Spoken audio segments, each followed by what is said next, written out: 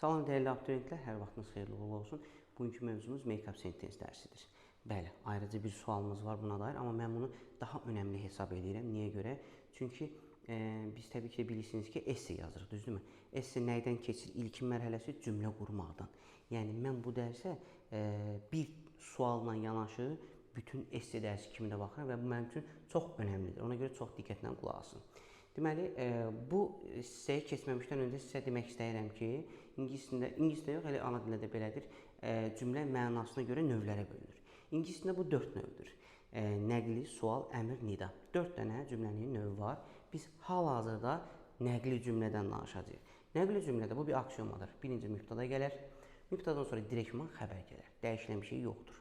Əgər cümlədə tamamlıq varsa, yəni mən bəlkə qurduğum cümlədə tamamlıq yoxdursa heç problem yoxdur. Amma cümlədə tamamlıq varsa, yeri haradır? Mübtəda, daha sonra xəbər, daha sonra 100% xəbərdən sonra tamamlıq və tamamlıqdan sonra nə? Zərflik. Deməli, bir dənə təyindən danışmadıq, təyinin də yerini deyəcəyik. Deməli, bu formada belə kodlaşdırırıq. Mübtəda, xəbər, tamamlıq və burada 2 dənə zərf var. Biri yerdir, biri zamandır. Place adverb and time adverb. Yoldaşlar, birinci biz yeri yazırıq, qısa konkret, sonra zamanı yazırıq. Və başlığını bu formada kodlaşdırıram ki, birdən çaşsam, unutsam, qoy ağlımda elə qalsın. Swapped. Fikir verin, swapped. İlk baş hərfləri ilə belə kodlaşma elədim ki, yəni daha yaxşı ağlımızda qalsın deyə. İndi isə keçək əsas hissələrə. Deyir ki, tamamlıq feildən sonra işlədir. Bəli, mübtəda, xəbər, daha sonra isə tamamlıq. İndi birdən cümlədə 2 tamamlıq olsa, onda necə olacaq? Fikir verirsiniz, 1, 2. Və bu tamamlığın biri canlı, biri cansız olsa necə olacaq? Yoldaşlar, həmişə birinci üstünlük canlıya verilir, daha sonra isə cansız yazılır. Adi bir formada. We bought Mary a gift last week. Düzdürmü? Yaxşı, bəs mən cansızı birinci yazmaq istəsəm, nə edəcəm? Yoldaşlar, cansızı yazıram, heç bir problem yoxdur. Amma canlını sonra yazıramsa, mütləq burada fikir verin, nə etməliyəm? Sözünü qoymalıyam. Sözünü ilə canlını işlətməliyəm. Mən to ilə for işlətməsəm nə olar? Təbii ki də yanlış olar. Mən testi də səhv yaza bilərəm. Ondan sonra inşanı da səhv yaza bilərəm. Təbii ki də bu bizə inşada irad tutulacaq, balımızdan çıxılacaq. Deyir, təyinin yeri sabit deyil. Nəyə görə deyir? Təyin ümumən mübtədanı və təyin nəyi təyin edir? Mübtədanı təyin edə bilər, bir də tamamlığı təyin edə bilər. Təyin etdiyi sözün önündə olur. Innocent pupil, yəni mübtədanı təyin edirsə, mübtədanın önündədir. Burada innocent tamamlığı təyin edirsə, tamamlığın önündədir. Yəni öndədir. Təyin etdiyi şeyin önündə. Bax, görürsən, children'ın önündə, pupil'ın önündə. Bu %95% belədir. 5% öndə olmaya bilir. Harada? Başlayaq görək o haradadır 5% öndə olmayan məsələsi.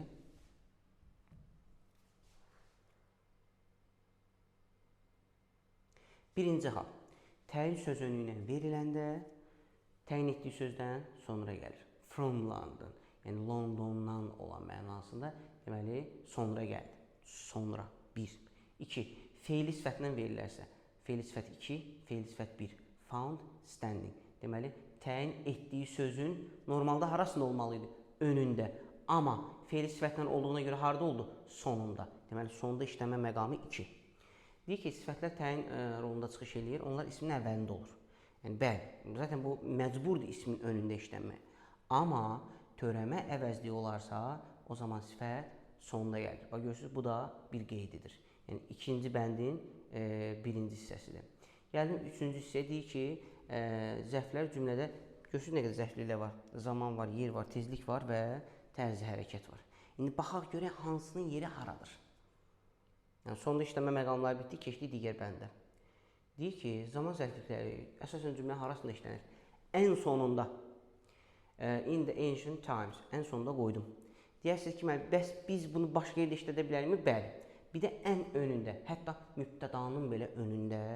Deyərsiniz ki, mən quruluşda nəsə dəyişirmi? Quruluşda zaten işlə dəyişmir. Zaman yerini arxadan önə doğru dəyişir. Tərcümədə necə? Tərcümədə də məna dəyişmir. Sadəcə intonasiya dəyişir. Yəni, biz bilirik ki, ana dili qrammatikada cümlədə söz sırası yerini dəyişərsə, biz buna inversiya deyirik. İnversiya nə üçün lazımdır? Əsas fikri nəyə vurğulamaq istəyiriksə, onu inversiya eləyirik və fikrimizi bura yönə. Ən qədim zamanlarda bir də var deyirik ki, məsələn cümləni deyirik ki, people couldn't travel long. Yəni insanlar qədim zamanlarda o çox uzaq məsafələrə gedə bilmirdilər. Amma indi pafosuna verir. Qədim zamanlarda insanlar, fikir verirsiniz, qədim zaman sadəcə burada intonasiya rol oynadı, başqa heç nə. Deməli ən sonda işlənə bilər, ən öndə işlənə bilər. Və öndə işlənərsə biz bu durğu işarəsini unutmuruq. Davam edirik. Əgər burada 3 mərhələli zaman olarsa, məsələn, saat 8, səhər, dünən, bunu necə sıralayaq? Üçü də ayrı-ayrı zaman dilimi daxil. Yoldaşlar, balacadan böyüyə. Bu üçü arasında ən balaca saat 8-dir. Saat 8-dən böyük səhərdir. Səhərdən də böyük bütün zaman dünəndir. Deməli, balacadan böyüyə kodlaşdırırıq. 8 o'clock in the morning yesterday. Tərcümə elində də arxadan önə doğru eləyirik. Dünən, səhər, 8-də. Bu qədər sadə. Yer zərflərinə bağlı nə deyə bilərəm? Yer zərfləri də cümlənin sonunda işlənir. Yoldaşlar, cümlənin sonunda deyəndə biraz ehtiyatlı olun. Əgər orada zaman zərfi də varsa, yer sonra zaman işlənir. Aydındır? Yəni, bu demək deyil ki, yer zərfini gətir ən sona qoy. Xeyr. Cümlədə zaman zərfi, yer zərfi paralel ikisi də varsa, yer zərfi işlər, sonra zaman zərfi. Yadınıza gəlir, dərsin önündə swapped dedik biz. Düzdürmü? Swapped. Subject, verb, object, mübtədə xəbər, tamamlıq. Sonra nə? Place and time. Aydındır? Bəs deyirsiniz ki, mən bu yerini dəyişmək istəyirik. Dəyişə bilərikmi? Bəli, dəyişə bilərsiniz. Problem yoxdur. Dəyişdim. In the town. Sondan önə doğru gətirdim. Yenə eyni məsələ, intonasiya məsələsidir, pafos. Dəyişən bir şey yoxdur. Bir də buraya vergül qoyursunuz, məsələ bitmişdir. Sonra gəldik tezlik səhvlərinə. Yoldaşlar, tezlik səhvlərində evrinə olanlar var, dəfə ilə olanlar var və bu bəzi əzbərlənəsi məqamlar var. Evri ilə dəfələr ancaq cümlənin sonunda işlənir. Amma bunlar isə xəbərdən öndə, mübtədadan sonda, yəni mübtəda ilə xəbərin ortasında işlənir. Neçə faiz? 95%. Bəs niyə 5% demədim?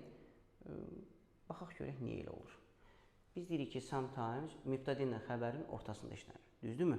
Sometimes cümlənin əvvəlində də işlənə bilir. Əvvəlində işlədərsənsə vergül yazıram, məsələ bitmişdir. Often mübtəda ilə xəbərin ortasında işlənməlidir. Amma often very ilə işlənərsə cümlənin ən sonunda işlənir. Bu qədər sadə və bəsit. Sonra gəlin tezlik səhvlərinə. Bax, deyək ki, tezlik səhvi xəbəri neyinir? Aydınlaşdırır və ona aid. Direkt mən xəbərdən sonra işlədirəm. Niyə? Çünki burada tamamlıq yoxdur. Amma birdən qayıdıb sənə belə bir tamamlıq versə neyiniyəcəm? Heç bir şey. Yəni, düsturum nə idi? Swapped. S-V-O. Yəni, mübtəda xəbər tamamlıq, sonra zərfi qoyacam. Yəni, burada fərqli nə var? Burada qəliz nə var? Heç bir şey. Tamamlıq, sonra zərfi yazıram. Aydındır? Aha. Davam elə görək, burada bizim nəyimizsə varmı? Deyir, məntiq vurğunu gücləndirmək üçün tərzi hərəkət səhvlərini xəbərin əvvəlində də işlətmək olar. Yəni, careful-unu gətirib cümlənin sonunda.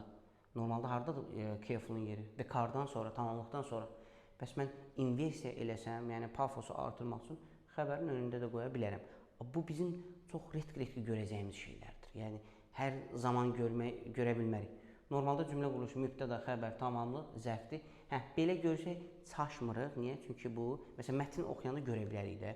Deyərik ki, bəs müəllim demişdi ki, zərf tamamlıqdan sonra gəlir. Bəs niyə bu mətndə belə qoyub? Deməli, bu səhvdirmi? İndi orada öz-özünü çaşdıra bilər ki, bəlkə bu burada başqa bir qaydadır. Aydındır? Yəni, narahat olmayın. Sadəcə orada intonasiyada fərq var. Yəni, başqa heç nədə fərq yoxdur. Biz indiyə qədər nəydən danışırdıq? Nəqli cümlədən. Burada bir dənə belə balaca bir əmr cümləmiz var. Əmr cümləsi nə ilə başlayır? Feillə. Net.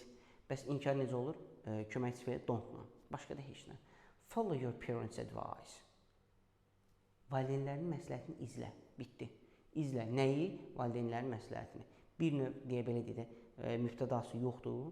Xəbərdir, sonra tamamlıqdır. İnkarı da don't-la düzəlir. Məsələ bu qədər. Yoldaşlar, bu hissəyə çox diqqətlə fikir verin. Yəni, make-up sentence çox önəmli bir dərsdir. Aydındır. Bizi izləmədə qalın. Yeni videolarımızın davamı gələcək. Sağ olun.